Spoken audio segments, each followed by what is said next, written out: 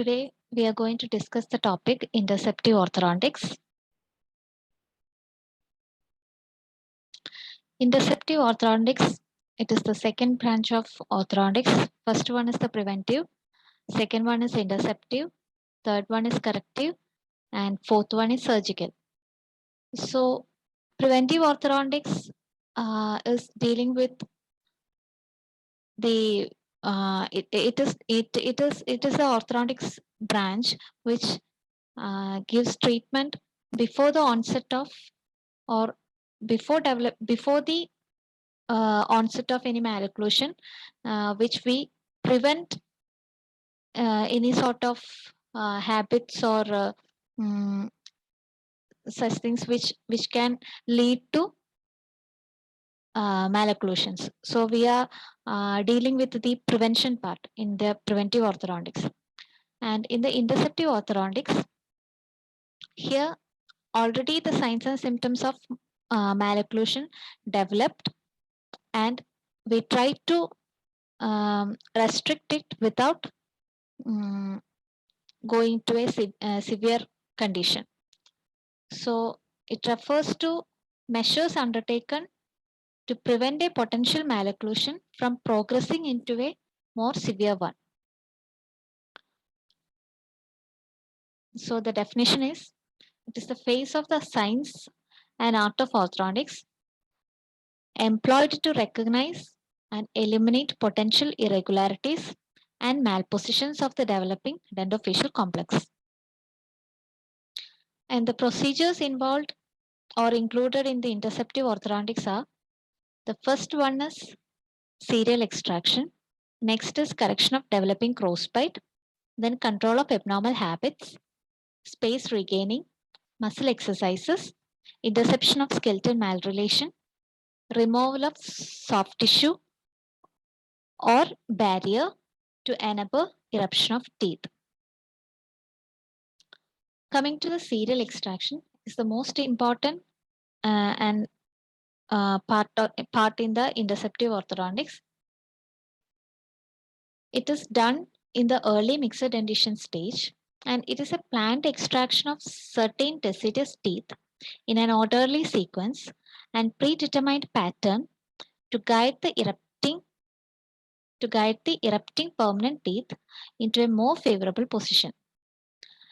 And the term serial extraction is first introduced by Jelgren in 1929, and after that in 1940, Nance popularized this technique in USA and termed it as the planned and progressive extraction.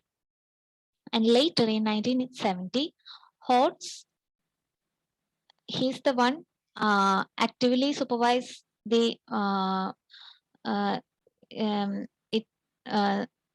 mentioned as an active supervision of teeth by extraction. And the principles of serial extraction, which includes mainly the arch length tooth material discrepancy, and also the serial extraction, which will provide a physiologic tooth movement, which is natural force to move the teeth into that extraction space.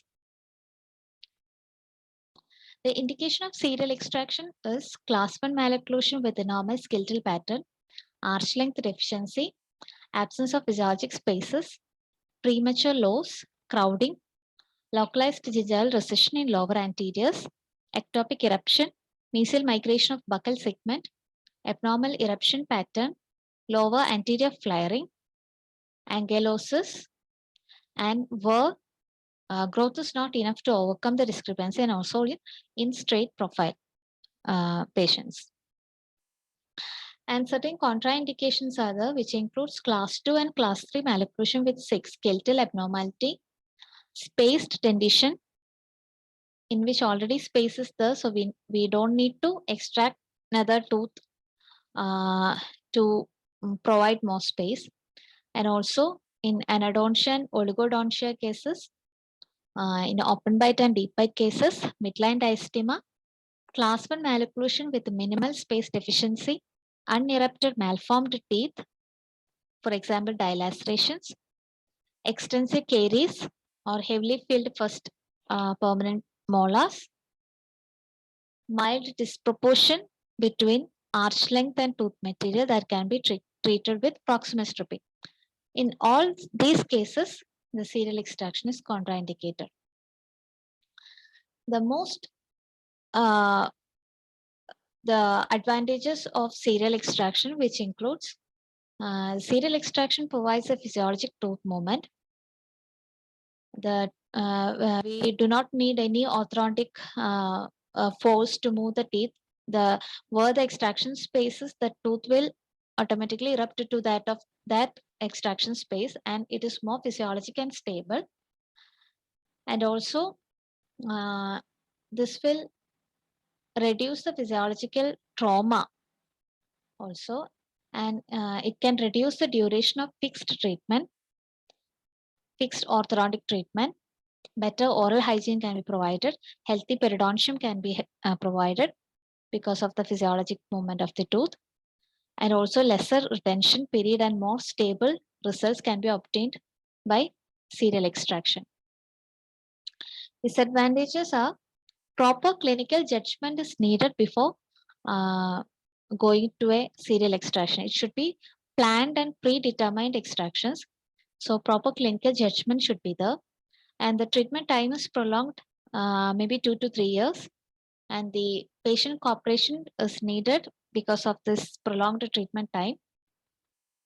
Patient should come on the right age. It should approach the dentist like that. And the tendency to develop a tongue thrusting habit, because the extraction space will be there in the mixed dentition stage of itself. And deepening of bite, mesial migration of the buccal teeth due to this extraction, and ditching seen between the canine and premolar area. Fixed appliance is needed to correct the fixed appliance. Orthodontic appliance treatment is needed to correct the axial inclination later. And the diagnosis include, this is the criteria for going to an serial extraction. The arch length deficiency of not less than 5 to 7 millimeters should exist, and caries and arch perimeter analysis should be done. Mixed dentition analysis in case of mixed dentition stage, mostly mixed dentition analysis has to be done, since the serial extraction is done on the early mixed dentition stage. And OPG to evaluate the eruption status of the dentition, and cephalometrics to assess the skeletal relationship of both the jaws, and the soft tissue assessment by clinical examination and also cephalometrics. 3 main procedures are there for serial extraction. One is Dewell's method, next is Tweed's method, and the third one is Nance method. Dewell's methods includes, first of all, the code for the Dewell's method is the CD4. The tooth are extracted in this order.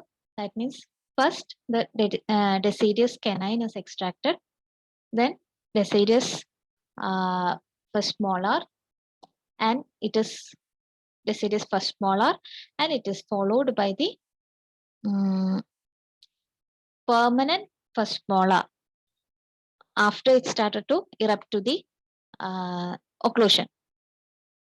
So first of all, deciduous canine, then deciduous first molar, then after erupting the first permanent premolar, it is extracted. But in Tweed's method, he suggested another method for the serial extraction, pattern for the serial extraction, which includes, first you should extract the deciduous first molar, followed by extracting the first permanent premolar after erupting into the occlusion. Later, extract the deciduous canine. So D4C. The first one was CD4, and the Tweed's method is D4C. D is the first deciduous molar, then deciduous permanent premolar, permanent premolar, first permanent premolar, and later and final deciduous canine. And in Nance method is similar to Tweed's method, but the difference is that first the deciduous molar is extracted, first molar is extracted, and after that first permanent premolar and deciduous canine is extracted together. Fourth and C is extracted together. In Tweed's method, first deciduous molar, first molar is extracted, deciduous first molar is extracted, then first permanent premolar is extracted, and then the deciduous canine is extracted. And in Nance method, first deciduous first molar is extracted, and then the permanent first premolar and canine, deciduous canine is extracted together. So that's about the serial extraction. Coming to the correction of developing anterior crossbite. Crossbite is always an emergency situation. You should correct the crossbite, anterior crossbite, especially anterior and posterior crossbites, whenever we see as early as possible, because anterior crossbite may leads to a pseudo class 3, and also posterior crossbite may leads to a facial asymmetry, transverse asymmetry. So whenever you see an crossbite, it is always an emergency. It should be corrected in the as early as possible. And this anterior crossbite is characterized by reverse overjet, where in one or more maxillary anterior teeth are in lingual relation to the mandibular teeth. So to prevent a minor orthodontic problem from progressing into a major dentofacial anomaly, it should be corrected as early as possible whenever we see of a developing crossbite.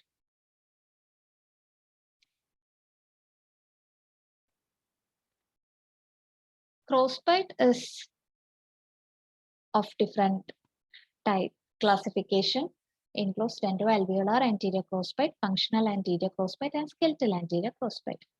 Dentoalveolar anterior crossbite, it is due to retained deciduous tooth, and it is single tooth usually, can be corrected by using tongue plates, Catalan sublines, or double cantilever spring with the posterior biplane.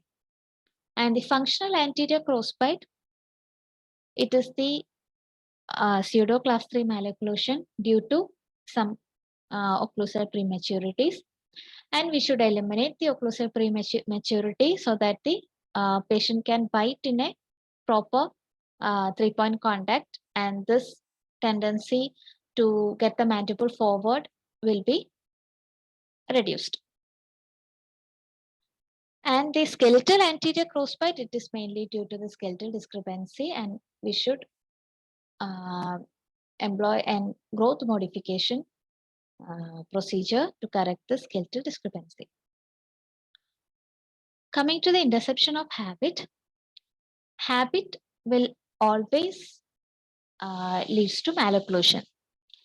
So any sort of habit, especially thumb sucking, tongue thrusting, and mouth breathing, it should be correct as soon as possible by while from the preventive stage itself.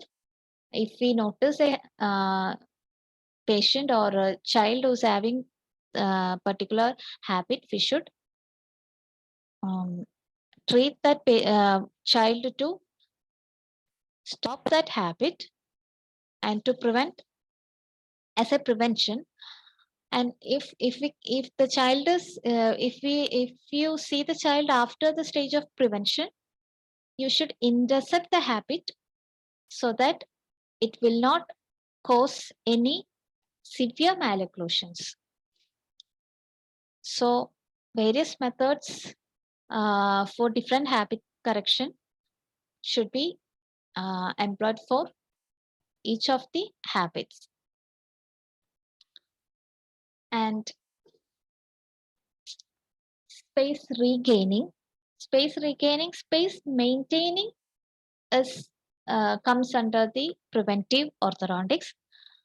Here already the space is lost and we should regain the space to get the underlying permanent tooth to erupt into that space so that we can reduce the severity of further causing malocclusion or further crowding.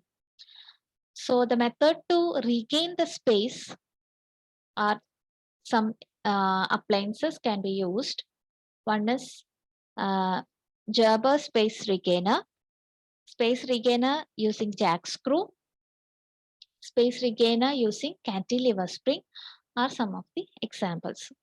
This can distalize the tooth anteriorly and posteriorly adjacent tooth and regain the lost space so that tooth can the permanent tooth can erupt into that space physiologically. And some muscle exercises which will improve apparent muscle function. Any sort of loss in equilibrium in around the oral cavity will leads to malocclusion according to the equilibrium theory. So any apparent muscle function will leads to excessive muscle force which can causes malocclusion. So we should imply some exercises like for example, for masseter muscle, clenching of teeth while counting 10 and repeat for some duration of time, which will helps for the masseter muscle to function properly. And for lips, stretching of upper lip to maintain lip seal by holding a piece of paper. Stretch the upper lip in a downward direction. Holding and pumping of water back and forth behind the lips. Massaging of lips. Button pull exercise. Tug of war exercise. These all are exercises for lips tonicity. And for tongue, one elastic swallow to correct the tongue position. And tongue hold exercise. And 2 elastic swallow, hold pull exercise. These are some of the exercises which will helps to train your tongue positions and the tongue muscles. And coming to interception of skeletal malrelation. Skeletal malrelation which causes severe class 2 and severe class 3 problems. So if we see a patient with any severe skeletal malrelation in a growing stage, that means before the growth ceases, you should give some orthopedic appliances or myofunctional appliances to correct the skeletal malocclusion, or this patient will later goes to surgical treatment. So to reduce the severity of the skeletal malrelations or to correct the skeletal malrelations, we should intercept this causing to a severity. You can give a for example, for class 2 skeletal malocclusion, you can give headgear or myofunctional appliances. And for class 3, you can give face mask therapy, chin cup, FR3 and all, so that you can correct or at least reduce the severity of the problem. And final one is removal of soft tissue and bony barriers. This includes some for example, impacted or ankylosed tooth, which is covered by bone or soft tissue. If we remove this bone and soft tissue, and we can this tooth can physiologically or orthodontically we can get into the right position if it is impacted. So these are the interceptive orthodontics, the procedures which included in the interceptive orthodontics. So any malocclusion we see in any age, you should treat. We should not wait for further delay. If it is in an early mixed dentition stage, if it is in an deciduous dentition stage or early mixed dentition stage, we can give a preventive measures according to each what the problem is. And if it is in a mixed dentition stage and the malocclusion is already started, we can give treatment to reduce, or you can give treatment to stop the malocclusion from further going.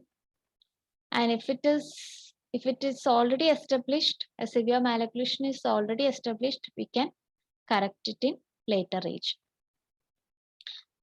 Thank you.